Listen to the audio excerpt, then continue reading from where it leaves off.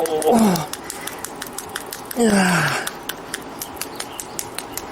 Apparently I'm a fapper. Welcome back to Duckman Cycles at VW Garage. I'm your host, the Duckman. We're back today with my 1956 Volkswagen Beetle Oval, also known as Eleanor. She's right back here. This was a storm-damaged car, 6 feet of seawater, left for 10 years to rot. I got it, rebuilt it, did the best I could with the parts I had. There you go, there's my intro. What we're working on today is my brake parts, which I received back from A-Bomb79, and he did some really excellent work to these things to allow these calipers to mount on those spindles, and everything fits together really well. I'm gonna do a little bit of modification to this and add an additional brake bracket to it to strengthen it up just a little bit, because, and only because, some of you YouTubers complained and did some whining and some crazy shit, which I really don't think needs to be addressed, and Adam is pretty confident that they're strong as they are, but just because of it, we're going to add a reinforcement plate to the backside of this, just in case it wants to pull off or break or something, and we're going to pick up all 3 of the bolt holes that you see there on the spindle. We're not going to do that today, though. Currently, this car is only going to the car show. It's not going to be driven on the streets. It's going to be towed. So I'm not too worried about it breaking on the way to the show. That's just something I'm going to have to address later. There's our caliper. There's our hub. There's the mounting hardware with the bearings. Of course, our rotor and our spindle. It's amazing just how few parts there actually are to this thing. But what I need to do is I need to take off the wheel, of course, and remove the existing spindles that are on there. And I don't remember if they're dropped ones or raised ones or stock, or, you know, I don't know what's on there. They were temporary. I just slapped them on there so I could roll the chassis around. But these are the appropriate drop ones that I wanted to put on this car. There's also a set of drums on here, again, just to mount the wheels, and wheel adapters. No more wheel adapters. This is a proper 5x130 lug pattern, and that's what we're going to be using with my proper Porsche wheels. I also have a set of Fuchs coming in the future.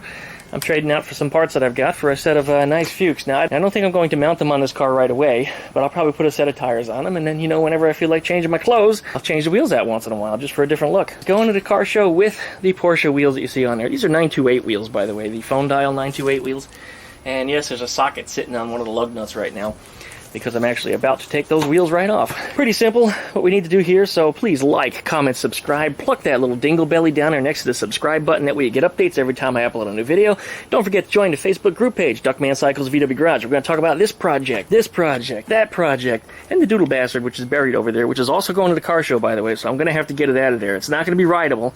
It's almost rideable. Man, that thing is so close to being ready to go, but it's not there yet. I've been focusing more on this because I'm looking for a first place trophy this year. Second place last year. This year I'm trying even harder. So much more was done to this car. And yes, if you notice, there is an engine in there.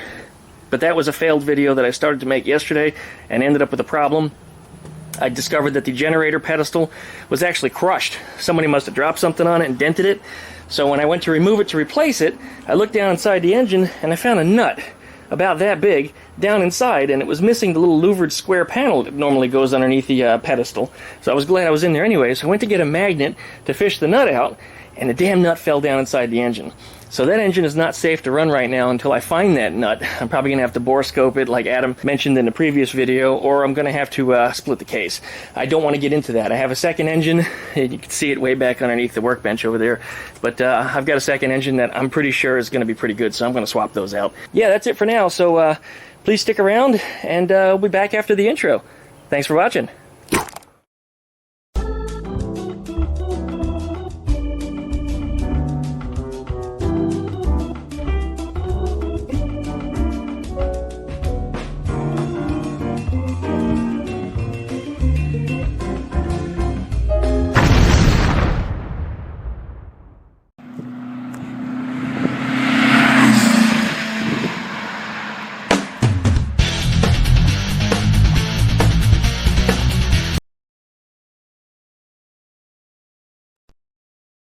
Well, my work area is a little confined over here, so hopefully I don't bump the tripod a whole heck of a lot. Ordinarily, with an impact, you would not use chrome sockets.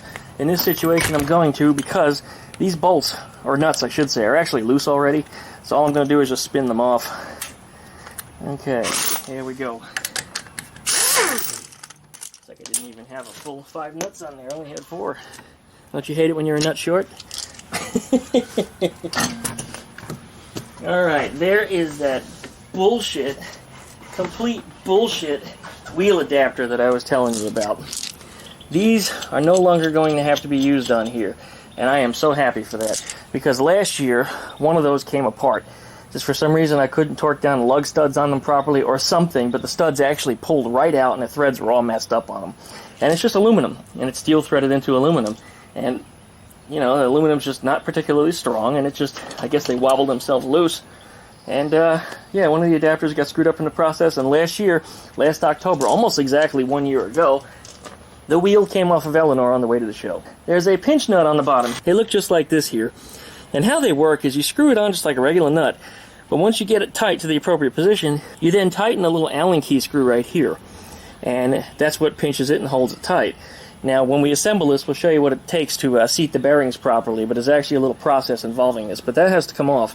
So first I've got to get an Allen key and take that little bolt out and loosen it just enough that I can get the pinch nut out of there, and then the entire drum is going to pull right out, including the bearings, and then we're ready to jump to the next step, which is mounting the Porsche Hub. Okay, I found an Allen key that was the right size, and I hate Allen keys, and I don't know if I've mentioned that enough times in my videos, but Allen keys just drive me nuts. I will admit that Allen key bolts look nice on a finished product, rather than a hex head. But when it comes down to actually using them, I just discover that these things round out more easily. It's my experience anyway. Not everybody is going to say the same thing, I'm sure. I'm sure there's some of you out there that absolutely love the things, but I don't like Allen keys. Okay, pulling that nut off. Now the nut on the driver's side is reverse threaded. And the reason why, of course, is because the wheel turns to the left on the driver's side when you're going forward, so just in case the Allen key is to come loose, it'll cause the nut to tighten instead of loosen, so that's why it's reverse threaded. But on the passenger side, it's standard thread. The entire drum now will pull off with the brakes, so we got to be careful that we don't drop all of the bearings and washers and things on the ground. And no, we did not. One of the bearings is still on the axle stub, and the other one is right there inside the hub still. We're going to pull this right off of here, and ordinarily there's a seal on here, but I did not install that seal because the entire setup was only temporary. Okay, I always keep a rag nearby for greasy bits so I can wipe my hands constantly, and I don't see it, so I'm going to go find my rag.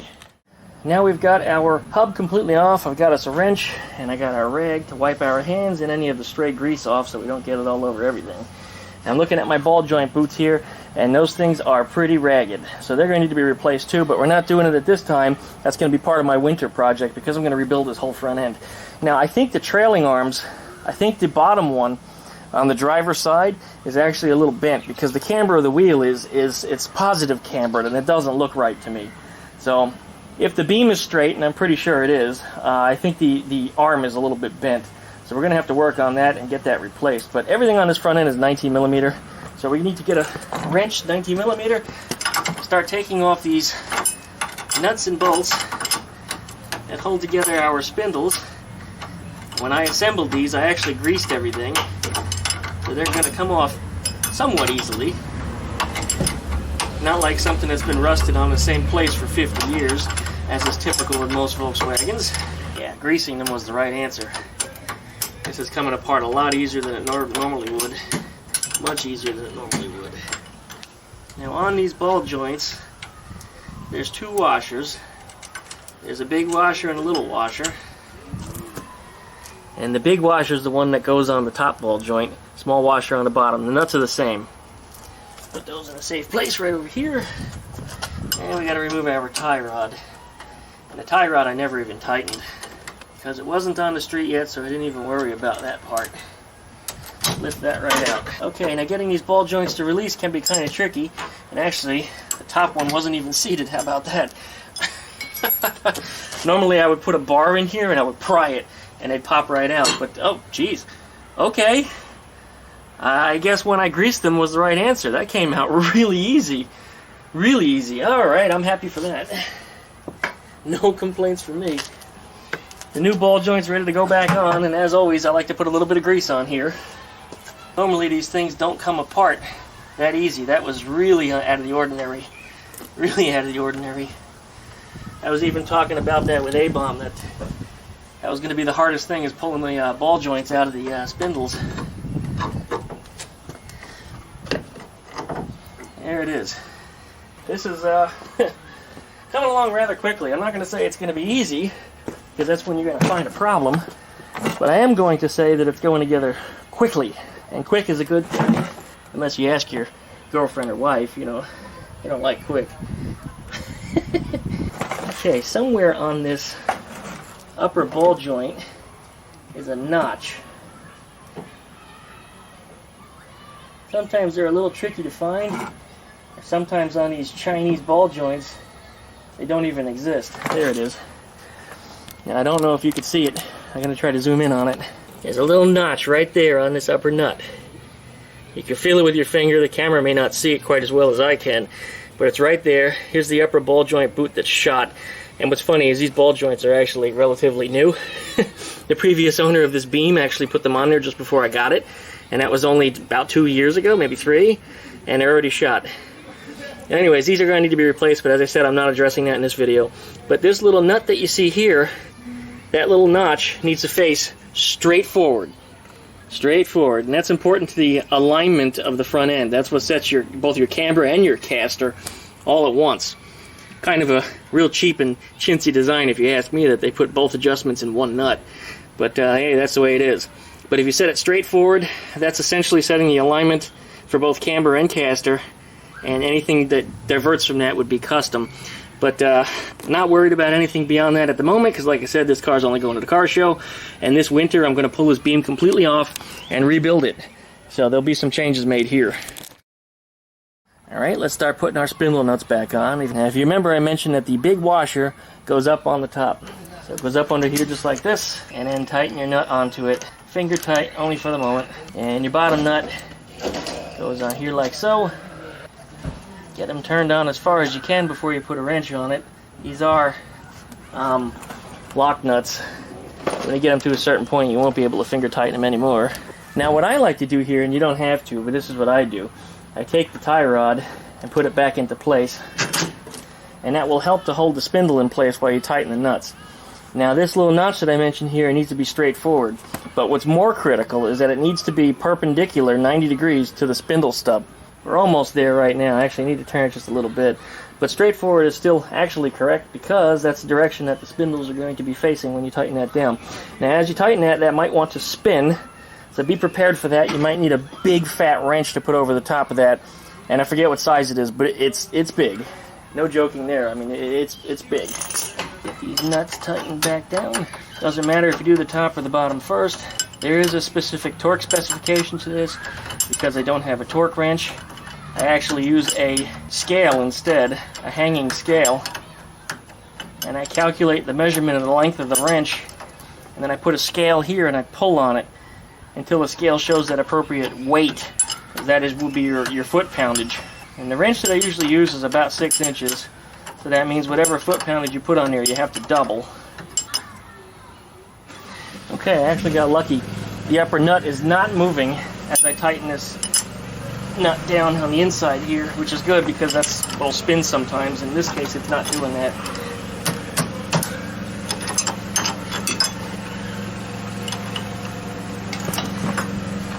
Alright, just cinched it up.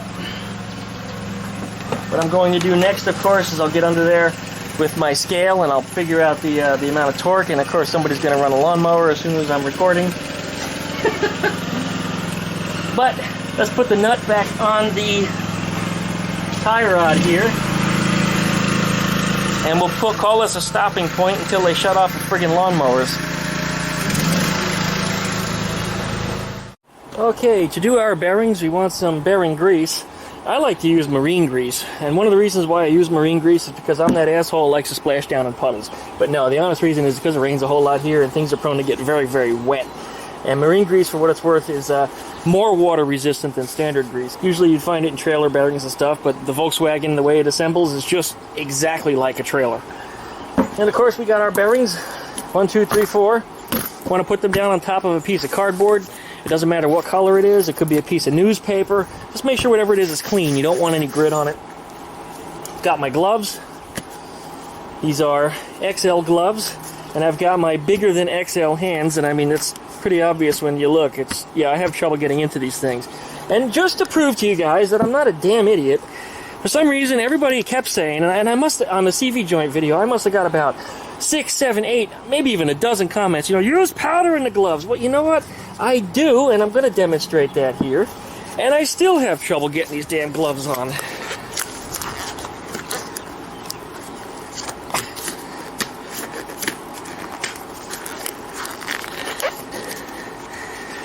just the problem is my hands are just too damn big. And that really didn't help that much, and now I have a residue all over the outside of it. So, what's the benefit for me with my hands being as big as they are? Somebody else said, blow in the gloves, and unfortunately when I do that, my breath gets in there. It may stretch the gloves out and make them fit better, but the problem is it gets wet inside, and then when I go to put them on, it's even worse. So once again, watch. Powder. Watch this. I'm still going to struggle to get these damn things on.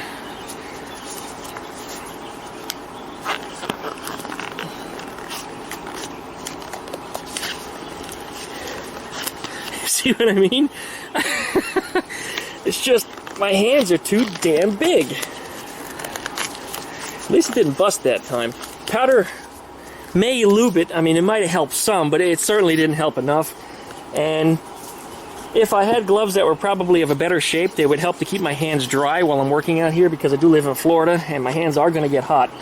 Really don't think that I need it or that it really benefited that much for me in this situation. It's just the gloves just don't fit well. Anyway, what's next is we need to get some grease. And this is something you've seen me do before. You gotta, give it one of these. Those of you out there that are single, if you're married, you have no idea, but if you're single, you know exactly what I'm getting onto. But you put a splot of grease in one palm, and you take the bearing and you hold it approximately like this in the other. Now this one has that bearing spacer in it, so it's going to be a little bit harder to get the grease in there because that opening is a little smaller. So it's probably going to take a little more work. But you're just going to want to start swatting at that grease. And then when it starts to come through here, which of course hasn't happened yet, but when it starts to come through is when you rotate the bearing and you attack it from another side. Yeah, it's going in. Apparently I'm a fapper. Yeah, it's starting to come through now. Yep, there it is. Rotate a little bit. Got to get the grease back in your hand here. Don't let it get run away with, because this can make a mess. This is not nearly as bad as CV joints, but you're still going to get messy. And I usually do this actually without gloves, but people just hit me so hard on YouTube. You're such a slob. You're disgusting. You're gross. But you know what? A little Gojo goes a long way. Oh.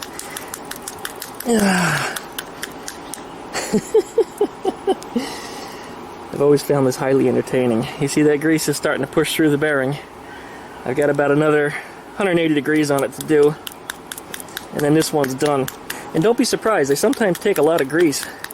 You'll notice that grease in my palm here will start to disappear. Keep it greasy so it'll go down easy. Keep it greasy so it'll go down easy.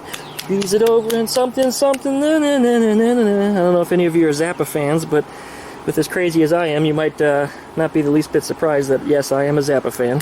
Freaking love Frank Zappa. Almost as much as the Germans do. Ja, we love Frank Zappa. And we're going to put up a statue for him. Marine grease is so goopy. It's not like regular grease. Regular bearing grease, that is. Alright, that one's done. We got that sucker packed the whole way around. Now, the smaller bearings are a little harder sometimes because, well, for me anyway, I can't get my finger in there because bearing is no match for my big black finger. Oh, yeah. Alright, once again, finger her out like that. A little bit of grease. Get in there and start packing the sucker. Yeah, this one's greasing up a whole lot quicker than the other one did. The opening's a little bit larger on the back side, where that spacer covered the back of the bearing a little bit, the shoulder on the spacer, that is. Yeah, we got it. That one's good. Done. Next one. Okay, back to one of the big ones. Now, there are machines that'll do this, but I don't pack that many bearings to feel that I need a machine to do it, and it's just one more thing in the garage to take up space. My hands work just fine, and it only takes a few minutes. Okay, looks like we're going to need a reload here. Helps if you don't drop it. Oh, damn it, now I lost the spot where I left off on. I think it's there. Alright, that looks pretty good. Put them down. And the last one. And there might be just enough grease here on my hand to do it. Minimal waste is a good thing. Alright, there they are. One set of bearings, good to go. I'm going to go ahead and wipe my gloves down rather than take them off, because what I'm going to do is grab those hubs, and I'm going to show you how this all assembles and how I've picked out appropriate seals to make this all fit together. Now, I don't know why I have so many people that doubt me all the time on YouTube, but you know, everybody on YouTube that watches the videos is an expert. Nobody that's in the videos that's actually applying their knowledge actually knows what they're talking about, you know. Everybody in the comments always knows better. But I was told that I'm never going to find a seal for this. Absolutely never going to find a seal. Well, I took the measurement of the inside diameter of this. I took the measurement of the outside diameter of the shaft that slides into it. Then I looked inside of here, and where the little shoulder where the seat seals was 10 millimeters. I had Adam shave off 3 millimeters from this face. That way when the bearing is bottomed out in here, it didn't actually come in contact with the spindle. It gave it a little bit of space on the backside. The seal just happens to be 7 millimeters thick. 7 millimeters are left in this shoulder. The seal is exactly the right thickness. It's the right diameter to go in here, and it's the right inner diameter to go off the axle shaft. So, for those of you that doubted me, guess what? Readily available, off the shelf, cheap. They were like $4 each. You know, I mean, come on. Doubting me. Once again, doubting me. No, I don't know anything. I didn't do any of my math or my homework. You know, everybody's smarter than I am. Well, it might be true in some circumstances, but run a little bit of grease around the inside race. Drop a bearing in. Lubricate our seal. You never want to go in dry, if you know what I'm talking about. You gotta make sure these suckers are well lubed. And then it should just press right in. There it is. We are now sealed. How about that? Doubters, people that thought that I couldn't do it. Yeah, you're wrong. I'm right, once again. Gotta lube the inside of this a little bit here too. It's also a good idea to lubricate the inside of the hub. Just in case any moisture does get in there, it has nowhere to stay. There we go. Drop that bearing in. This sucker is now ready to go on the axle shaft. I'm going to prepare the second hub the same way, and then they're ready to be installed. Okay, now comes the fun part, and this is where I always get that freaking greasy streak down my wrist. Now, I just got powder all over everything. Shit. Yeah, apparently you gotta be real delicate, because guess what? Everything gets dusted. Blech. Yeah, I won't be doing that too frequently. Yuck. Alright, hubs are ready to go on. Okay, we are back. All that lawnmower noise has now stopped. As you see, we got our hub assembled. We got the bearing and the seal in there. And I've got the other bearing in the other side. Just kind of dropped in there right now at the moment. But before we put it on that shaft, we're going to go ahead and grease up the shaft just a little bit. You don't need to go too buck wild on this thing. It's just enough to get it between that and the bearing, or in my case, this bearing spacer. It's also a good idea to go around where the seal is going to sit, because remember, you don't want to go in dry. Never go in dry. Lubricate it all. And then take the whole thing, press it right on, and if we get it straight, we shouldn't knock the bearing out of the inside. The outside, I should say. There it is. Porsche Hub is now effectively mounted on a Volkswagen Beetle. We got our washer. This is a Volkswagen standard part. The Porsche one is just like it, only a little bit bigger. Because we're actually using Volkswagen stubs on here, we're actually going to be using Volkswagen mounting hardware. Some people say, well, you know, you're increasing your braking power, you really should have a bigger axle. Not really. It's not the increased braking power that's really going to be putting more stress on the axle. If I increase the weight of the car, perhaps, or I started doing much higher speeds, but, you know, 60 miles an hour and stepping on the brakes is the same whether I had stock brakes or whether I had these brakes, because the difference is I can still lock up stock drums. And a lot of people have asked, well, then why did you upgrade it if you could lock up your stock drums? The answer is because stock drums fade. These discs that I'm putting on here are a lot less prone to fading. They require no adjustments. Drums, you have to constantly get under there every in my case, I've discovered every several weeks. I have to get under there and start adjusting the what the hell is it? You know what I'm talking about. You got to adjust the shoes on the inside of the drum. I hate doing that. It's a dirty, messy job. You got to get on your back under the car, and I'm too big for that crap. Discs are maintenance-free. You just got to check them periodically to make sure that your pads are safe and that your discs aren't excessively worn, and of course that nothing's loose. But yeah, I eliminated all that. Drums also have a tendency to fill up with water when it's raining, which makes your brakes a little bit unpredictable. Discs, not a problem. They shed water. There was a lot of reasons why I wanted to upgrade to the discs. And the last reason was cosmetics. These discs look a whole lot cooler than Volkswagen Beetle drums do. And also, it gave me the 5x130 lug pattern that Porsche uses for the Porsche wheels. So those stupid wheel adapters that I showed earlier in the video are not necessary any longer. I can actually get everything mounted on here appropriately without having to make a mess out of anything, working with parts that are just going to fall apart. Now how this guy works here, this pinch nut, and this is how you seat your bearings on a Volkswagen, you tighten it down finger tight as you can get it, and you spin it. And you spin it the other way. Tighten it a little more. Spin it, tighten it a little more until it stops tightening. Once you've got it as tight as it's supposed to be, you unturn it, or loosen it, 1/12 of a turn. Now, I don't know what the actual free play measurement is on that, but 1/12 of a turn is all you need. So if the flat part of the nut is facing up right now, you're going to take the next pointed section of the nut and point it up instead. So technically that would be right here. This little spot's got to point straight up. So I'm going to loosen that up right now, and I'm going to grab my Allen key, and we're going to snug that sucker up. Turn it backwards, just like that. And I discovered on these Porsche Hubs that there's a notch out of this. And to me it looked like something got dropped on it or something broke. It's really haphazardly machined into it. But what it's actually for is for clearing, so you can tighten that pinch nut. And despite this being a Volkswagen part that's on here, as opposed to the Porsche pinch nut, it still fits through that gap the same way.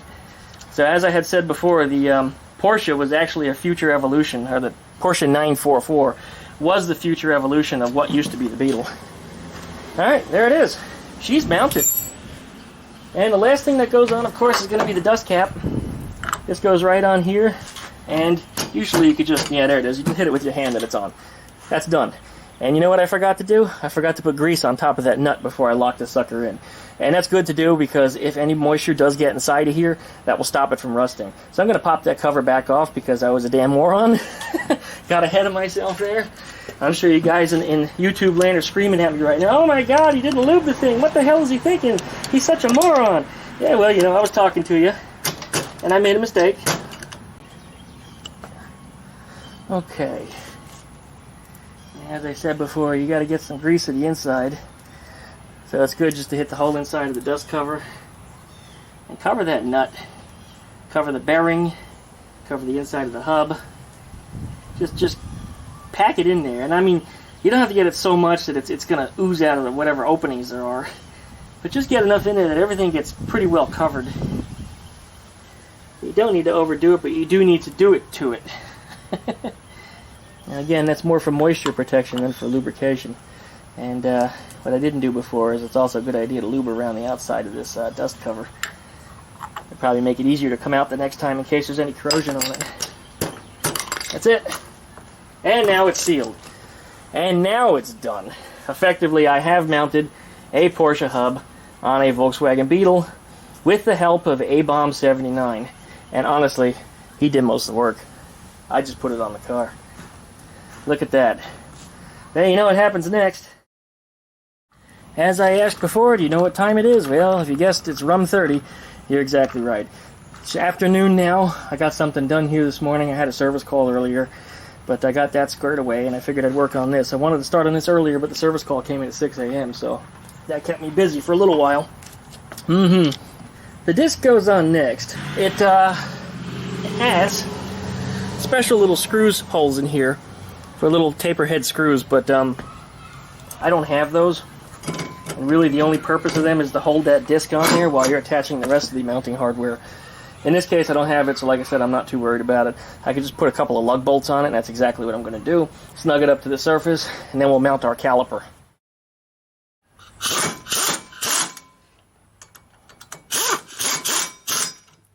Alright, you don't have to make them too tight.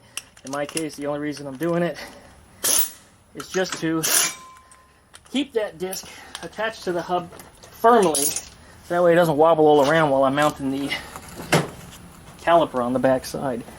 Okay, that looks really good. Really good. Alright, let's get us attached on the back side.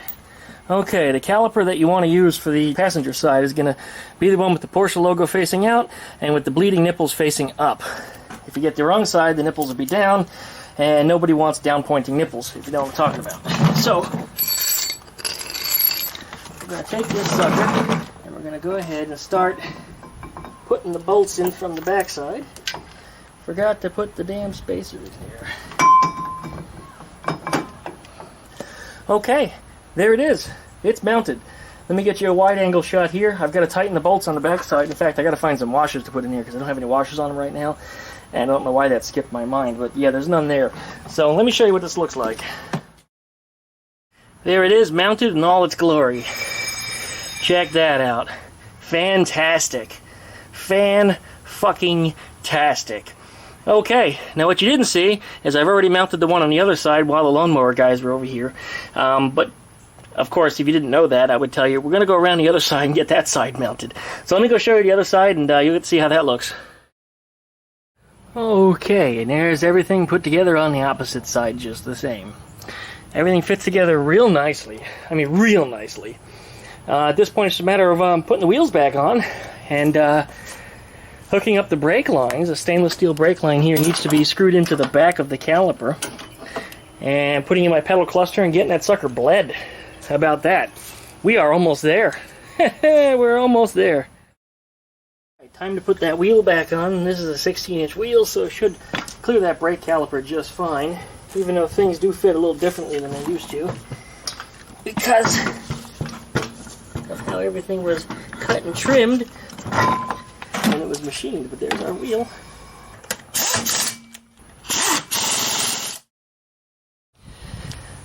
Okay, giving a rundown and having a look at everything. It looks like we are good to go. Very, very good to go. We are spinning smoothly. And the caliper's dragging a little bit on that side. But over there I pushed the pistons in a little bit further. That thing just spins and spins and spins. But I got the stainless steel brake lines hooked up. I've got to tighten down all of the brake fittings yet.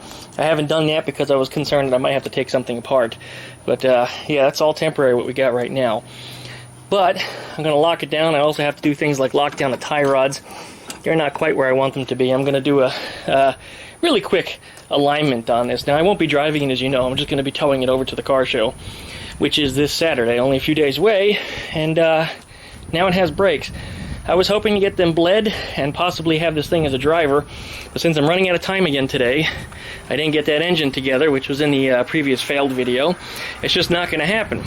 But you guys got to keep me motivated, and the way to do that is to like, comment, and subscribe. Make sure you pluck that little dingle belly down there next to the subscribe button. That way you get updates every time I upload a new video. And please, don't forget to join the Duckman Cycles and VW Garage Facebook page. Once you get over there, we're going to talk about this project as well as some of the others. And a big special thanks and shout out to A-Bomb79 for doing my brake work. I mean, this thing is just... check that out. I mean... Porsche on a 56 Beetle. You know, holy dog shit, Batman. Thanks you guys for watching. Really appreciate it. And we're signing off. Take care. See you next time. Okay, as an added bonus today, I did a little filing on some magnesium bits, and I ended up with some dust here on the ground. Or at least I think it's magnesium.